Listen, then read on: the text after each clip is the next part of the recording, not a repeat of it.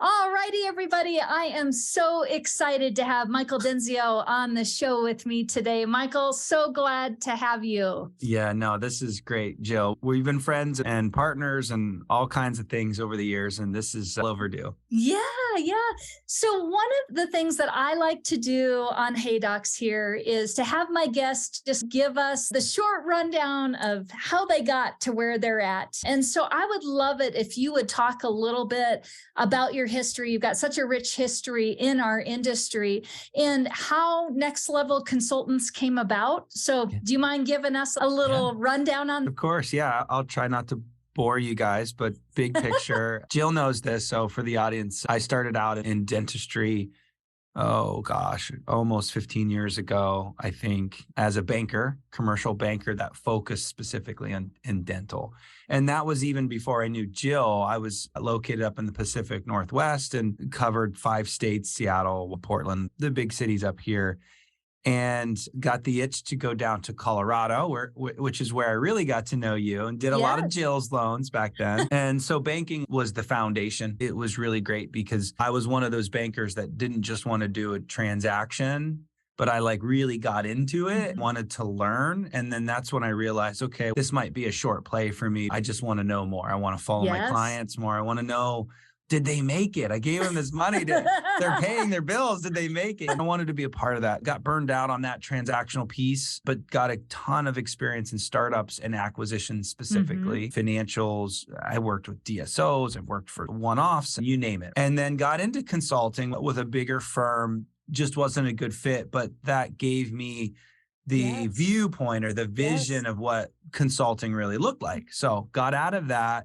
had to serve a sentence of a non-compete, got back into banking, and then set up Next Level. So today we are in 20 some states as the last time I counted, and got 4 or 5 coaches. We focus on getting people into ownership, similar to Jill, almost identical. Yep. And then I've got a team of coaches that pick up the practice management side. So we can get into any of that if you want, but that's basically Next Level in a nutshell. I love it. And you know what I have loved so much is, for the audience out there, Michael and I do partner a lot because he's got all of this wealth of knowledge on the dental and pedo side of the consulting, where, I primarily live in our ortho realm. And because both of us work a lot on startups, I think that it has been really great to just have that person that you can lean on, especially for me with my docs, when I have somebody that says, hey, Jill, I want to do not just an ortho practice, but I want to do an orthoped, or I want to start up with my husband or my wife that's a dentist, or a periodontist or whatnot. And you guys have been such an asset for helping my clients and myself through that.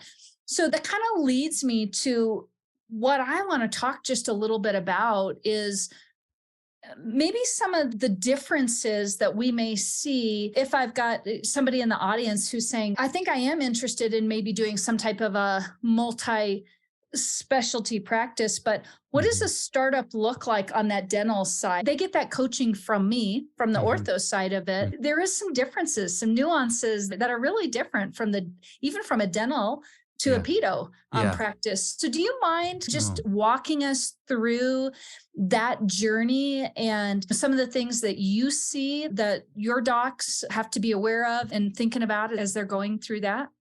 Yeah, folks, I was I don't get nervous very often, and I'm not nervous, but I was coming onto this show thinking Jill's a smart cat. She's gonna throw me some questions that other folks are just not prepared to throw me off. So we could talk about so much about what we do. The first question's interesting because it could be the whole episode. Essentially, ortho is a different beast, and that's why I love partnering with you, because I don't want to touch it. I know enough to be dangerous, but that's what I say on the other side. Ped, GP, just staying in that world, because we could really get lost in endo and perio and oral surgery.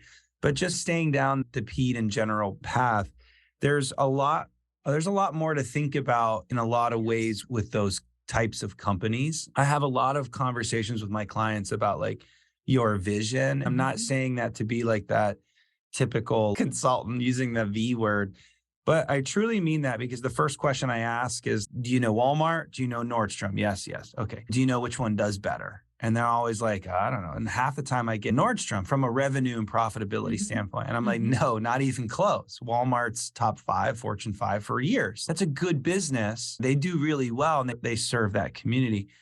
It's like that in dental. I've helped folks do 3 operatories on the GP side, not peds, but 3 operatories doing high-end stuff, really high-end finishes, just fee for service, no insurance, just like that high touch, white collar type thing. And then I've helped folks on the other spectrum of just would never say capitation, but like high volume Medicaid. And that's really the pedo world in a lot of ways where that sounds bad, but the kids have good benefits on the Medicaid side. And essentially it's higher volume naturally. And the dollars per patient is so much lower in the ped world. So it's a lot of volume versus the other model. And I think it's really important to like really dissect the business model, what they're trying to do, and then really attack that. And even with pedo, there's a little range there of how many insurances you accept and all of that good stuff. So that's really the first thing that I think differentiates a little bit, because the spectrum of high end, no insurance versus the opposite, I don't know, maybe it's not much different in ortho, but I'm imagining like that the spectrum might be a little bit wider for pedo and GP. And it's really getting clear about that. And that really drives the entire process, because your finishes with the build out, your marketing, your equipment selection, everything is dictated by that, frankly, that business plan, that patient base you're trying to get. And that drives the whole conversation. I think that's probably the biggest thing from the other side of the world, pedo. Yeah, no, and I completely agree with you. From what I have seen, you definitely have to have an understanding of what that vision is going to be. And we would say that on the ortho side too, making decisions on what type of a practice, are we going to accept insurance? Are we not going to accept insurance? And for us, I'm sure just like you, it pulls all the way back to the demographic reports that we're doing, and knowing, I always tell my clients, I want you to know what we're getting into for where we're going to start our practice. And if we're a little bit more blue collar and lower median income and this, that, and the other, it's going to dictate how we do the practice. Would assume that's the exact same thing on the GP pedo side of it. Yeah, 1,000%. In fact, it's hard to open up a fee for service practice anymore as a pedo and GP. In your world, I know you could totally probably get away with it, maybe a faster start with the help, but with a GP pedo, it's difficult. It's very difficult. Frankly, unless my client pushes me towards that, I'll probably fight them 2 or 3 times before I let them win that argument. And usually I'll make them take at least a handful. Usually I'll win that one, but to take all of them as best practices, just to ramp up, look at your revenues in your first year, and then start looking at your patient base and maybe scaling away from the insurances once you've got some revenue. But if you've got employees and you're trying to get away from your employer, your associate position, sitting on your hands, just waiting for people to come in is just not productive. Get your hands moving, make great experiences with folks so that they can refer you to their friends who might have a different insurance, by the way, or maybe be fee for service. But I always say activity breeds activity. You got to get people in the door so that can be replicated over time. For sure. And I'm curious, as you watch a new practice grow on that orthos or pedo side or dental side, is it usually growing out of hygiene first and then into more procedures? Because I would even bet that who you hire is probably even different than the way we would hire, because we could start off with a front desk person is really helping us sell the cases and get us to a start, but we don't really need the clinical side of it yet. We're getting going. What Totally I see on the pedo side and on the dental side, I would think you probably have to have a couple different people that are hired in, because it's such a different model. Can you speak to that just a little bit? And it's interesting because, again, coming from that banking background and thinking about profitability, it's why you orthos have an advantage, because you can have less people and produce bigger numbers, and that would equal profitability. In my world, yes, and it's not so drastic in pedo, which is again, the reason why pedo is awesome is because you can do a lot more with dental assistance. Whereas in the GP world, now we got to deal with those dang hygienists. And my partner, Paula, is a hygienist. And so she'd be the first one to say that too, especially with the world of expensive hygiene rates, as you may or may not know. We literally just got off the phone today, like this morning already, with someone, one of my GPs that's got an ultimatum in front of them to keep the hygienist for $75 an hour. Also $75, and she's asking for benefits, and Wow. and they almost have to do it. So why would you do that? Because of what you just said. The business of dentistry on my side, pedo and GP, it does revolve around, unless, again, of course, you're that big cosmetic doctor, and we do a few of those a year. 90% of the time, bread and butter, the business of hygiene is a business within the business, is what we always say. Business within the business. Yep. The more frequent you can be in the hygiene department with peds and GPs gives you more activity with that patient so that you can diagnose more. It's not about diagnosing more. It's about just seeing those patients more often and catching things quicker. And so that's x-ray protocols, exams, x-rays, fluoride, and then the actual restorative. And the more you do that, the more you'll find a crown or a filling or whatever needs to happen. Yeah. So 100%. And that does drive. So for a startup, we need a front office person just like you. If it's a pedo, you need a dental assistant right out of the gate, of course, to polish and all that. But if you're a GP, you definitely need a dental assistant. You have to have one. And then the question is, do I have a hygienist right out of the gate? And with a $75 an hour wage, the answer is no. You got to do your own hygiene, unfortunately. Yeah. But the goal, of course, for a GP naturally is to get busy enough so that you have enough restorative to do. And then you hire a hygienist to offload the hygiene. Yeah. Yeah. And I think that this kind of leads me into a thought that I have, that so many of my orthos, and we've had some combined offices together, come to me saying, "Hey, Jill, I want to do an ortho pedo practice." We'll start with that. I get other combinations, but that's probably the most hot topic, hot one out there. One of the misconceptions that I think is really out there, and I want you to speak to this a little bit, is that I think my docs just naturally think that if I get a pedo with me right from the beginning, I'm golden. I don't have to market, I don't have to, they're just going to feed my practice, and I just get to, sit back and enjoy the benefits of a pedo practice. And I'm wondering, you're already giving us some little glimpses into, it starts with hygiene, rolls into restoration, and then, things from there. But can you talk about that? Because I think you got some really good insight on how a pedo practice grows. Yeah. And maybe some pearls for my docs out there on the ortho side that may be looking at doing this multi-specialty type of a practice. Jill, you and I both aren't going to, that's not a winner chicken dinner. It is like it just takes a little bit. The pairing is beautiful, but the truth of the matter, and I always have to tell my clients, look, you're leaving a practice right now that's busy. That's what you're used to. And you think that day one, it's going to be just like that in your practice. And it's not. You're going to be lucky if you see 7 patients this week. Yes. That's just the reality. Yes. Yep. And so, of course, Jill and myself do everything we can before you open to get you that fast start. The more effort you put into that, the more marketing dollars you have to put into that, you will have a faster start.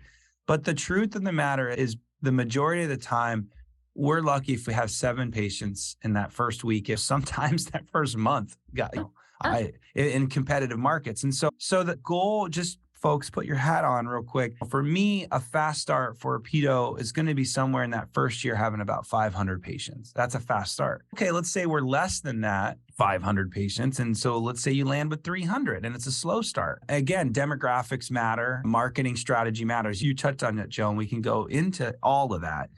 But if it's the average start, let's just say it's 400, 500 patients, how many of those are going to be candidates for ortho? I don't know.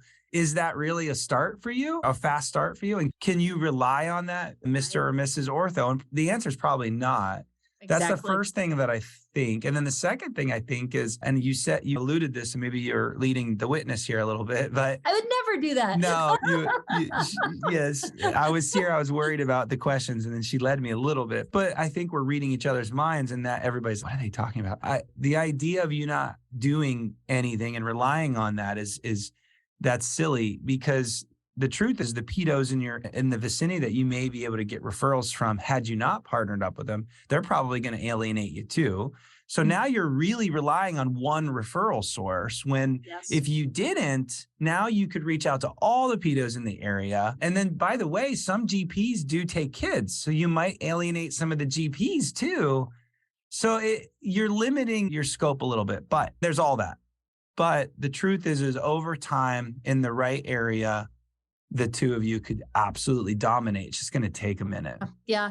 And some of the advice I give my docs that are doing this pedo ortho combination is echo everything that you're saying. It more than likely will be a slam dunk if we've done our homework to determine that where we're going in is going to support an area. It is not going to be that cash cow right out of the gate, and probably not even for the first 5 years, which sounds, Wow, yeah. I think you'll be getting a lot of traction by 5 years if we've done it right. But I'll say the first 3 years. And one of the things that I'm always telling my docs is, think about, even if you can't convert those pedo referrals, think about everyone that comes in from the ortho side, they're going on to our observation pool. Where, if we think about that, if we treat them right, we're going to be converting them back out of that in 3 years or so at, we'll just give it a number, $5,000 a pop. I've had a lot of practices that'll have 200 or 300 observation patients. Think of that money, just quick math in your head, at $5,000 a pop, what you're investing in that future, right? You still have to be working on building your own side of the practice. And then what I see is then your ortho side starts to also feed your pedo side. So yeah, then I was just thinking it could go the other way. Yes. I'm thinking for my pedos, but I just did demographics for a pedo yesterday, and I'm concerned. I told them that I'm optimistically concerned and that really threw them off. But essentially, you got to think of pedo. I've got a 6 and a 4-year-old currently, me. So I'm not putting my 6-year-old in braces yet. My 4-year-old, half his teeth are kid teeth. Yep. Okay, so I don't know at what age, you would probably know better, but at what age would the first couple years be a candidate? What's the answer there for an ortho? Usually I would say we like to start seeing them around 7. 7. Okay. Just to pay attention to what's going on. Probably not doing anything unless they've got some major bite issues or early phase, or we're holding off until their permanent teeth are in, anywhere between 11 and 12. Yeah, perfect. Because here's where I go with this.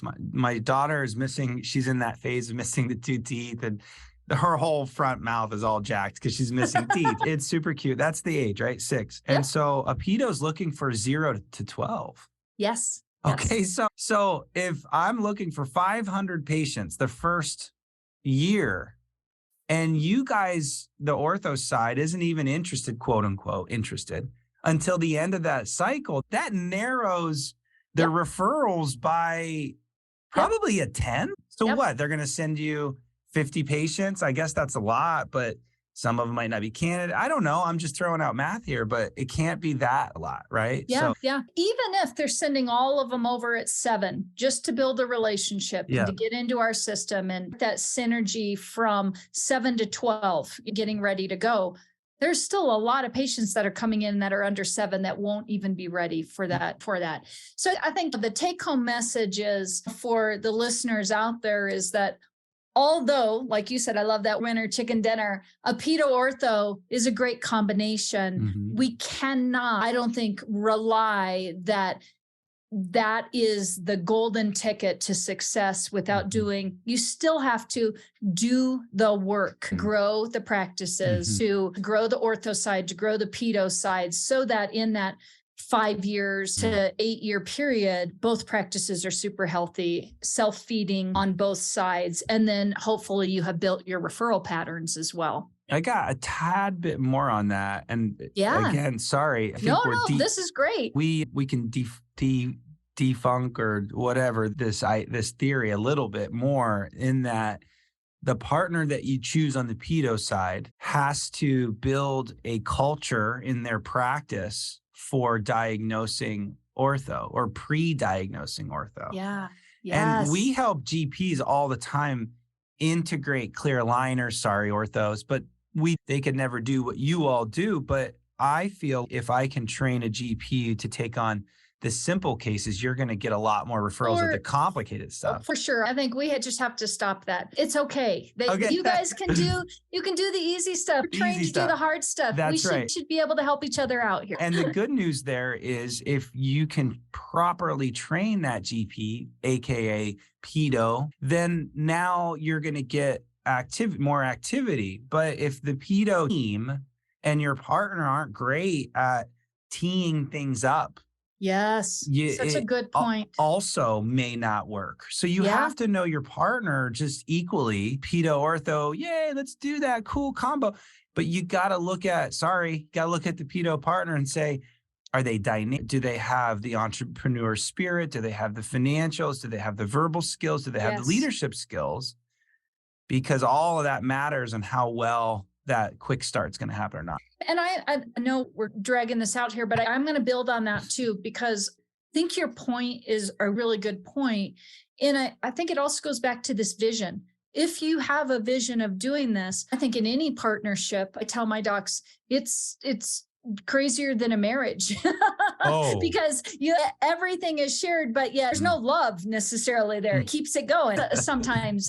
So I think that also it's even going beyond what is the goals of the partnership, but really coming up with what will be your referral protocols that you guys will do. Do you both agree on when referrals should happen and how they come cross practices and all of that? And I feel like if you can really break that out and think about that ahead of time and then train your teams on that everybody working cohesively together, that's where we're going to really see that success in that partnership.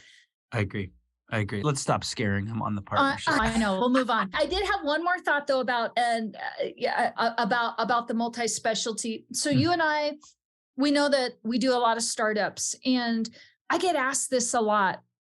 Should we have two separate practices when we're doing, like we're sharing a space? Are there shared areas that we can have, or should we have completely their side of the office, our side of the office? What are your thoughts? I know I've got some thoughts and I'll share them too. What do you see as far as what's worked really well and what has maybe not worked so well? My ideas about this comes from the banking side. And so sometimes bankers don't think about things perfectly, but the reason that bankers come up with some of these hard and fast rules is simply because of risk and breakups. And we always want everything to be neat and orderly, similar to an attorney, I suppose. But you just mentioned partnerships and breakups and without the love, and it's beautifully said. You have to go into every relationship thinking about the exit or the breakup, because then you're leaving yourself exposed for heartache and just financial disaster. Frankly, I just helped two GPs split, and it was a horrible situation, and no one wins in that situation. Nobody. Anyways, bottom line, I say keep your areas separate, but if you do share, have an agreement about that shared area. And when I say agreement, I'm not talking about having a cup of coffee and just I'm talking about actually having hard and fast rule. If we break up, it's my room. Okay. Just so everybody's clear, I'm building it out. It's my refrigerator or it's my lab, because then the other person has to think, if the breakup happens, how am I going to accommodate? You have to think that way, because big picture, keep it clean, keep your agreements tight, and think about worst case scenarios before you do any of it. But big picture, multi-specialty works. It's just, again, you got to think about that breakup during the marriage. I hate to say it that way, but it's so true. I 100% agree with you. And again, I think we give the same advice there. I would say most common areas I see shared, break rooms. That's an easy one. A lot of times x-ray, if there's a shared PANCEF, I know on the pedo dental side, you guys may have nomads or different things that you're using on that side. And every once in a while, our clinical chairs will be shared. And I think that's where we start getting messy, because then it's who gets what days or who gets what. So we don't need to go too far into that. I just wanted to hear what you thought on if you were to split that out. And I think you had a great explanation. Team members and operatories are way harder to figure out. I've seen the dual front office thing, and oh man, I have a panic attack a little bit there, but it can work. It's just, I think you got to think about that breakup. And usually when you see that dual situation, it's somebody that's had this like partnership for 20 years and they've figured it out. You guys are all younger thinking about doing this for the first time. I wouldn't suggest doing that right out of the gate. I just wouldn't. Now, if you merge after 10 years of two badass practices and you're putting them together, it's already worked. You guys are dependent on each other financially already. So let's think about that. But right out of the gate, someone that you graduate from college and you're just like trying to figure it out, there's a lot on the line there. There's a lot of line. For sure. And as we both know, we're signing usually 10-year leases at minimum. 10 years is a long time. It's easier to split it after if you have to. Hopefully you never do, but 10 years is a long time. So really put your heads around it out there. If you're thinking about this, really make sure, talk about the hard stuff when it's easy to talk about the hard stuff. That's what I say. Get uncomfortable when it's easy to get uncomfortable versus getting uncomfortable when it's not any fun to get uncomfortable anymore. Yeah, absolutely. We say that because it happens enough to say that. Let me just say that again. Jill and I are talking about this because it happens enough to be coaching you on this. That's how serious it is. If this was something that your attorney's bringing up about the lease that's got a 1% chance of happening, okay, that's 1% going to happen. This actually happens so much that we have to talk to you about this because it's devastating when it happens. For sure. So I want to talk about, as we finish this up, but I want to talk about a hot word that I hear my docs throwing around all the time. And I thought maybe you could give us a little bit of insight into, I have a lot of docs that call me and say, Jill, I want to do a de novo practice. And what are some things I need to be thinking about with that? And I'm wondering if you can give us a little bit of insight, because I know that even you and I talking off air here about what do I think it means? What do you think it means? What does that look like? But I know this really started from that DSO lingo. You want to take that for me? Talk to our audience. I know I'm throwing you a curveball here to ask you about that, but I think it's a hot topic right now. Everyone's using it. First time I heard it was when I was a banker, and it was in reference to working with DSO. That was the first time I've heard it. And like I said, 15 years ago. And I was like, de novo, what's that? Google it, right? Yeah. I think anybody that's been in a dental conference or has been listening to podcasts and stuff, I think it's become a very general term in my mind that it just means scratch start. I do think people throw that around as just a scratch start or a cold, some people say cold start, where you have 0 patients and you're growing it from scratch. But Jill and I had this conversation offline a little bit that it probably means something a little bit more technical. So if you're bringing it up, know what you're bringing up here. And I think it is associated to this idea of multi-specialty and in scaling into multiple practices type of a thing.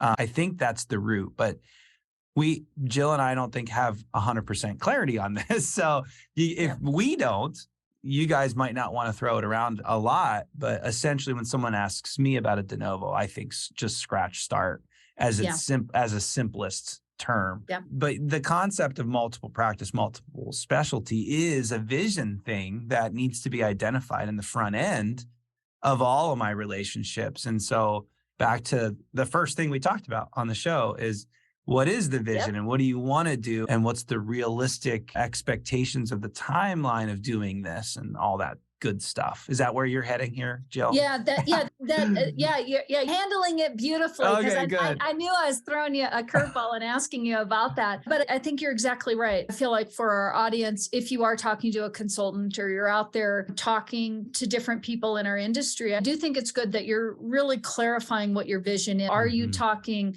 a scratch start? Are you talking a multi-specialty scratch start? Are you talking about, I'm going to start something with the vision of, I've got a 5-year plan and I'm going to be adding locations, or I'm going to be Mhm. buying dental practices up and this, that, and the other. And I think the more you can convey when you are using that, I know it helps me a lot as a Mhm. consultant. It helps you a lot Mhm. too, but it will help your bankers, your just everybody that you're putting when you're putting together a team to have an understanding of where your vision is. And if you are, Totally. if we're using that, just making sure that we're being clear with what our vision is there. I think it's a term that's generally used enough to where I think people just associate it as scratch start. So I don't think, frankly, I don't think de novo is going to get you, if that is your plan, multiple offices, multiple specialty or whatever, and you're using de novo in the right way, I don't think even professionals in the industry are going to pick up that. So I think you Yeah. need to just start using the word, hey, look, my goal is multiple practices, multiple special, whatever you're trying to do, instead of just using that word. But little bit, even a little bit more on what you just said. And I want you to think about like how you set up your entity. I want you to think about what software you Yes. choose, cloud or not Yes. cloud. I want you to think Yep. about HR things. I want you to think about equipment purchasing and how you can scale this business from literally day one. I got to be honest with you. I have seen the statistics on first time practice owners doing a scratch start and the statistics on the second practice. And I am here to tell you that second practices do not do as well, dramatically worse. And why is that? We can theorize on that all day long. But the reality is the multi-special, I get clients all the time say, I want to do a multi. I'm like, I love that idea. Let's learn a little bit more. We got to do the first one first.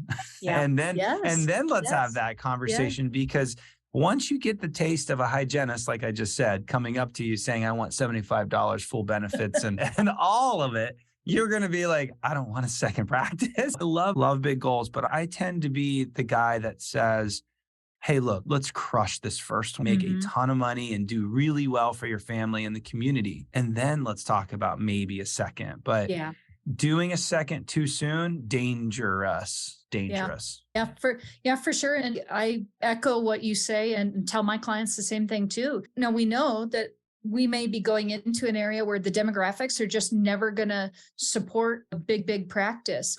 And we have conversations that sometimes it takes 2 smaller practices to get to that number that we're looking for. I'll just very generically say an area is going to support $1 million, $1.5 million practice. You have another one, another $1.5 million practice. Well, now you got a $3 million practice, but they're technically 2 practices. And we were very smart about what we did, and pulling it all the way back to those demographics. We knew going in that the practice that we were building may not be a 3 or a 4 or a $5 million practice on its own. And the space Yes. that you Yes. built might not be able to Yes. support. And Yep. I mean, there's so much. Folks, if you haven't pulled enough from how clear you have to be about what you're trying to do, because how as a coach, think about going into a gym and like, I was a soccer player. There was a day where my legs were just as big as tree trunks, and it's the World Cup, and then Yep. my upper half was just not proportionate. And so you could go to a trainer and say, I need to like reproportionize this crazy mess here, right? But if you didn't have that vision, and the coach is never going to be able to help you get there. So Yeah. like how is a coach supposed to help you get to where you're trying to go without being super clear about what you want? And Right. too many times doctors come to me and they're already 3 steps into the startup, and then they hire me late, and I'm just like trying to get all this information about what they're trying to do. They have no idea. And then the equipment people and the real estate people and all these people, it's like the blind leading the blind. And I'm like, folks, what are we doing right now? What is happening? Yep. Oh, I So- completely agree with you. This has been great. And I just know my audience has got so much from you. As we finish up here, I'm wondering if you had a couple pearls from the pedo dental consulting side that you could lay on our audience as we finish up, if anything comes to mind. I gave a lot. I think we touch on a lot, but I think just big picture, one of the biggest things that I'm seeing lately with really expensive real estate in today's world. That's a whole nother podcast right there. I'm sitting here and I have to be the bad guy all the time. And I hate being the bad guy. But I want you to think about the idea of being house poor. Yes. Like you can buy too big of a house and then you can't do anything else because you're affording this house. I say house poor all the time to my clients when you're looking at real estate. If you're looking at real estate that is too expensive, you're going to have to produce so much more to support that. Yep. And that's step one in the process is real estate. Literally, that's step one. And if you make that mistake in step one and you don't get a GIL or you don't really think through your cash flow or your projections or all that, and you think your banker's got your back, and I was a banker, and listen, bankers just want to know if it cash flows or not. It doesn't mean you're going to be successful.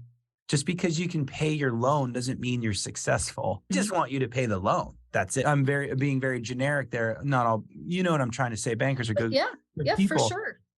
But they're selling you a loan. And if you can pay them back, then their underwriters are going to say yes. But that does not mean that you're going to be successful in your financial terms. And so step one, real estate, really think that through. Think about that payment. Do the reverse math on what you probably have to produce to make that expense make sense. Yeah. And a lot of times it just does not make sense. Let's stamp this 2023. It is a mess right now in real estate.